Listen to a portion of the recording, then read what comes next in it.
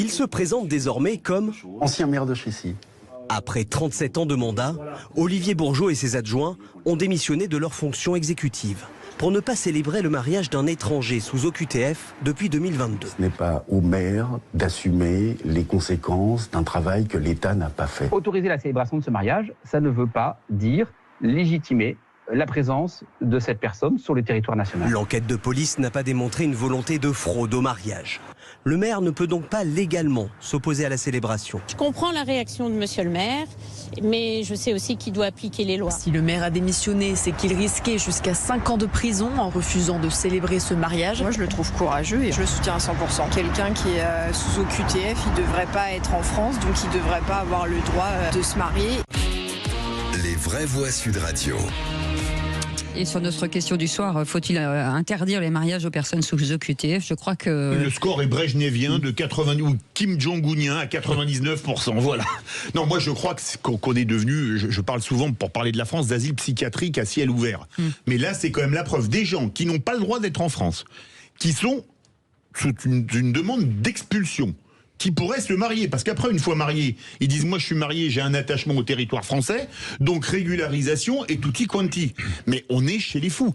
Comment, et le pire c'est la question que je me pose, comment des gens théoriquement sensés, qui sont parlementaires, ont pu faire des lois aussi débiles? Ça, je me poserai toujours la question. Alors, bougez pas, Olivier Bourgeot est avec nous, un maire d'hiver droit de Chécy, c'est en Seine-et-Marne. Monsieur le maire, merci en tout cas d'avoir accepté notre invitation. Alors, vous l'avez entendu, hein, c'est beaucoup disent que, alors il y a deux voix, il y a celles qui disent il devrait appliquer la loi, et d'autres disent que c'est du courage. J'imagine que vous êtes plutôt du côté courageux. Moi, je suis quelque part entre les deux. L'histoire, elle est très simple. Effectivement, comment marier quelqu'un qui ne devrait pas être là, m'obliger à le faire? Ça, j'avoue que c'est quelque chose que j'ai vraiment beaucoup de mal à comprendre. Donc aujourd'hui, c'est vrai que j'ai instrumentalisé une situation pour dénoncer une loi qui me paraît complètement aberrante, et ce que je remets surtout en cause, c'est l'OQTF. Parce que à quoi ça sert aujourd'hui de délivrer des OQTF qui ne sont jamais exécutés derrière? Et on sait qu'elles ne sont pas exécutées pour différentes raisons. Soit parce que le pays d'accueil ne veut pas, le pays d'origine, pardon, ne veut pas raccueillir ou accueillir de nouveau ses ressortissants. Enfin bref, il y a sans doute d'autres raisons. Mais j'avoue que derrière, qu'on me demande à moi finalement de légitimer quelque chose, oui, ça me gêne. Monsieur le maire, est-ce que ça veut dire que, bien que vous ayez démissionné avec tout le conseil municipal, est-ce que vous êtes toujours... Non, pas tout le conseil municipal, les adjoints. Les adjoints, d'accord. Est-ce que vous êtes toujours soumis, en tout cas, est-ce que vous pouvez toujours être poursuivi? Oui, parce qu'à partir du moment où la démission n'a pas été actée et formalisée, acceptée par la préfecture, je reste maire et les adjoints restent adjoints avec chacun ses prérogatives. Monsieur le maire, le hasard fait que sur une autre chaîne, j'ai entendu le procureur de Meaux. Et est-ce que le problème n'est pas entre légalité et légitimité? Je veux dire par là qu'il a parfaitement expliqué pourquoi lui, il n'avait à s'occuper que du mariage. Tandis que vous êtes très préoccupé, à juste titre, et je vous rejoins, par l'OQTF. Est-ce que ça n'est pas cette distorsion qui crée le problème? C'est certainement ça qui crée le problème, je suis tout à fait d'accord, mais mon intention, c'est d'attirer l'attention sur ce sujet, d'essayer de le faire évoluer. Mon boulot, c'est du collectif, puisque c'est s'occuper d'une population, mais c'est aussi, quelque part, pouvoir rendre service à mes collègues. Et aujourd'hui, on n'est pas très nombreux à avoir refusé, dans ce genre de situation, de célébrer. Par contre, je peux vous dire que depuis que ça se fait, le nombre de maires ou d'élus qui ont eu à célébrer des mariages que je ne dirais pas forcés, mais presque, et qui manifestent leur soutien, sont nombreux. Donc si je peux leur rendre service en faisant évoluer le système, ma foi... Alors, je tiens à dire que vous, en tant que maire, vous jugez l'union totalement insincère, et vous dites que ça n'est pas à vous, en tant que maire... Je juge l'union insincère faire, effectivement, j'ai des doutes. Maintenant, Oui. je peux me tromper. Hein. Mais c'est pas à vous de faire le travail de l'État aujourd'hui, effectivement, en jugeant cette union insincère, parce que j'imagine que vous avez forcément des informations que l'État n'a peut-être pas et que vous avez, vous en tant que maire, sur le terrain. C'est en tout cas votre appréciation. Benoît Perrin. Alors parmi les chiffres qu'il faut rappeler, en tout cas avoir en tête, c'est quand même le taux d'exécution des OQTF. Il y a à peu près 140 000 OQTF qui sont prononcés tous les ans. Vous n'en avez que 10% pardon, qui sont appliqués. Donc c'est-à-dire que vous avez à peu près 12 000 vraiment reconductions à la frontière par an. Deuxièmement, vous avez une opinion publique, on le sait tous, qui est de plus en plus sensible à ces sujets liés à l'immigration. Donc vous savez très bien que vous avez en grande partie le soutien de nombreux Français.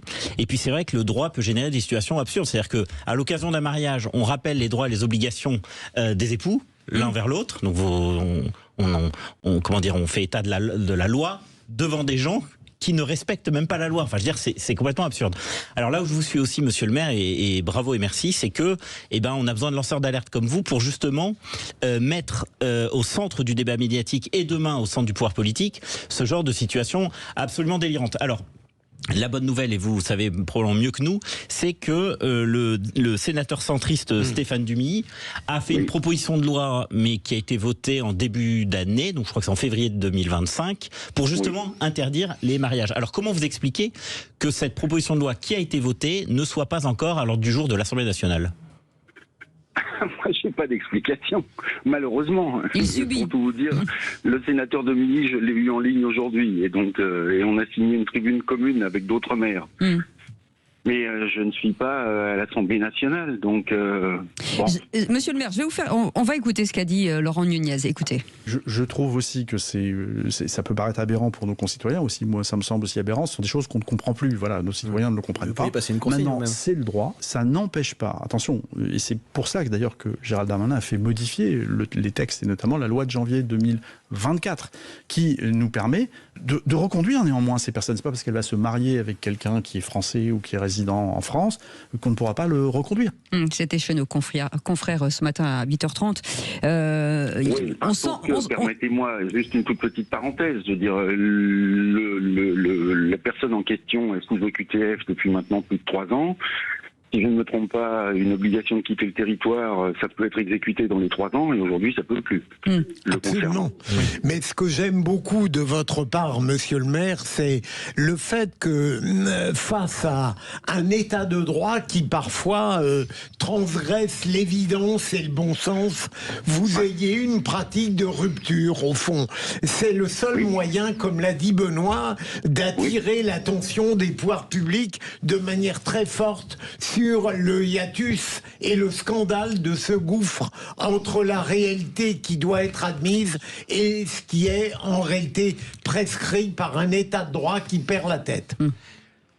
Benoît Perrin. Monsieur le maire, est-ce que vous disiez tout à l'heure que il fallait passer par le préfet, est-ce que le préfet peut refuser votre démission ? C'est ce qu'il a fait. C'est ce qu'il a fait. Aujourd'hui, c'est ce qui a été annoncé aujourd'hui. Maintenant, pour être tout à fait transparent avec vous, c'est pas encore formalisé. Mais c'est ce qu'il a annoncé. Bon, entre nous, c'est quand même ce à quoi je m'attendais. Hein. Oui. Est-ce que ce refus doit être motivé ou pas ? Non. Ah oui.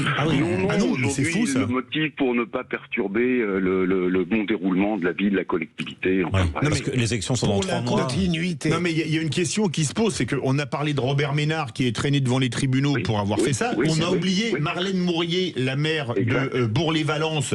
Même cause, mêmes effets. Est-ce que vous... Parce que je prends de souvenir, et on fait quand même pas mal d'heures de radio ensemble sur Sud Radio, que les administrés soutenaient Robert Ménard et soutenaient Marlène Mourier. Est-ce que vos administrés vous soutiennent, vous et vos adjoints, puisque vous avez tous démissionné d'un bloc ? Oui. C'était l'originalité de la chose. C'était de faire créer une situation inédite en effaçant tous les officiers d'état civil. Aujourd'hui, je n'ai pas de retour négatif. Et si alors les municipales sont au mois de mars prochain, déjà on se demande si vous allez vous représenter et si toutefois vous étiez condamné, ça vous empêcherait de vous représenter ? Je ne sais pas quelle serait la sentence, je ne sais pas du tout sous quel délai ça se passerait. Si je fais référence à Robert Ménard, je crois que l'histoire elle est assez ancienne et que le jugement il sera quelque part dans un temps à venir. Donc il y a un soutien des municipalités. Est-ce que vous vous sentez soutenu par exemple l'AMF ou comment ça se passe? L'AMF, la région, les autres maires, oui, le soutien il est, je vais pas dire quasi unanime, mais presque. Mais est-ce que finalement cette loi c'est pas, vous me passerez l'expression, mais un blanc-seing sans jeu de mots pour les mariages blancs, comme on dit de manière peut-être un peu triviale? D'un côté, c'est ça. D'un autre côté, c'est aussi parce que je peux aussi mettre à la place du couple en question et revenir sur mes doutes. C'est aussi mettre quelqu'un dans une situation qui est tout à fait inconfortable. Parce que si je raisonne sur le fond, ça va peut-être paraître aberrant ce que je vais dire, mais tant pis, je vais jusqu'au bout. Aujourd'hui, on a quelqu'un qui cherche peut-être à régulariser sa situation pour pouvoir s'insérer. Ah oui. Je crois savoir que le procureur a ordonné évidemment une enquête et il était plutôt dans le sens de l'authenticité du désir de mariage. Oui, mais c'est peut-être le cas. Oui. Donc finalement, à faire traîner des décisions, à ne pas les exécuter. Si je me mets à la place du candidat au mariage, c'est-à-dire, est-ce qu'il faut continuer à lui coller un sparadrap qui l'empêche même de s'insérer? J'en suis pas sûr. Mais comment se fait-il quand elle a plus de 3 ans, cette OQTF, comment se fait-il qu'en 3 ans... Ils sont toujours là. Voilà, mais parce que bon, au bout de 3 mois, peut-être que le laisser-passer... 130 000 autres. Ça, c'est une vraie question, monsieur le maire. Est-ce que ce serait beaucoup plus facile pour vous, puisque les maires ne savent pas si leurs administrés sont sous le feu ou de l'OQTF, d'être OQTF ou pas? Est-ce que ça, il faudrait lever le voile là-dessus pour les maires? Moi, je pense que oui, mais ce qui serait bien aussi, ce serait peut-être qu'on connaisse le motif de l'OQTF, parce que si ça se trouve, ce motif, il est totalement futile. Absolument.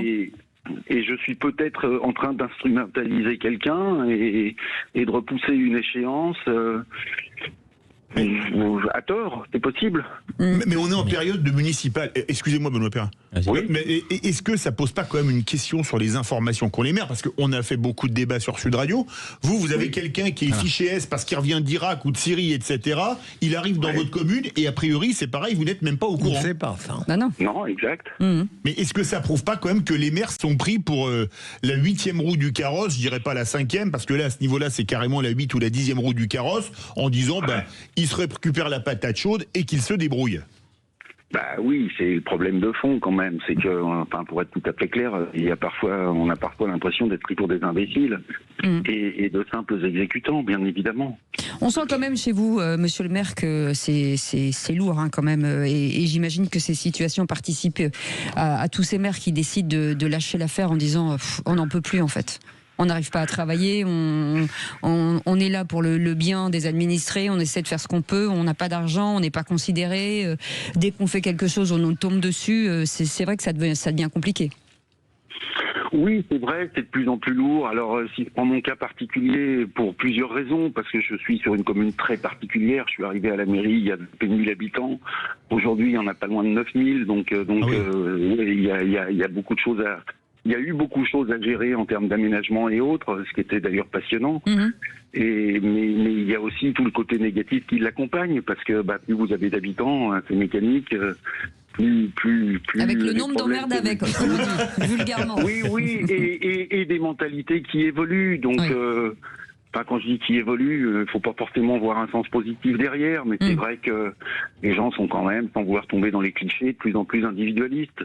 Et globalement, je n'ai pas encore trop à me plaindre. Ouais. Ah oui. Monsieur le maire, est-ce que depuis que vous avez fait ce coup d'éclat, est-ce que j'imagine vous êtes contacté par d'autres nombreux maires? Et ma question est la suivante, est-ce que le cas de figure se pose souvent finalement, ou alors ce sont des cas encore très rares?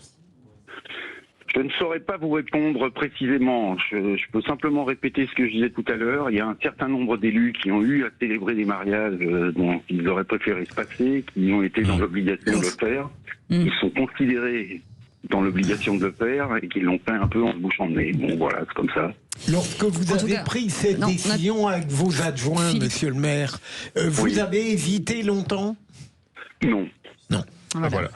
En tout cas, merci en tout cas d'avoir accepté Merci cette invitation, Olivier Bourgeot, maire d'Yverdroit de Chessy en Seine-et-Marne.